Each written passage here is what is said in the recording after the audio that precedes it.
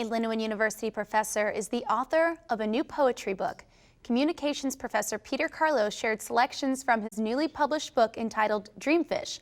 I was at Lindenwood's Cultural Center Thursday evening for a special reading from the author. Applause and admiration filled the auditorium of the LUCC as author and professor Peter Carlos shares personal selections from his newest publication. Mentors and close friends ventured from around the area sharing inspirational stories and their own writings as they opened for the Dreamfish author. The words, the emotions, everything came through, and you could tell that these four guys all just absolute love and respect for one. Author Peter Carlos says it took some time for this book to be put together.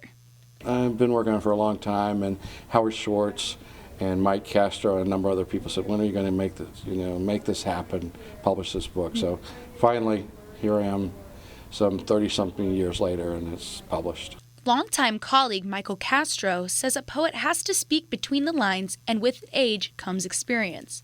He explains how poetry derives from the spirit.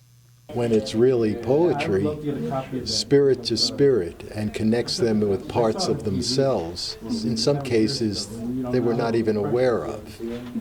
So it can expand the consciousness, and it should be written from a state of somewhat heightened consciousness. Peter says one of his greatest inspirations was human suffrage poet James Wright. He believes there is something else to having become a published writer beyond his self-achievement. When you get a book published, it means something, and I'm not sure what it means, but people look at you differently because you're a writer, you're a published writer. So I'm pretty proud of it.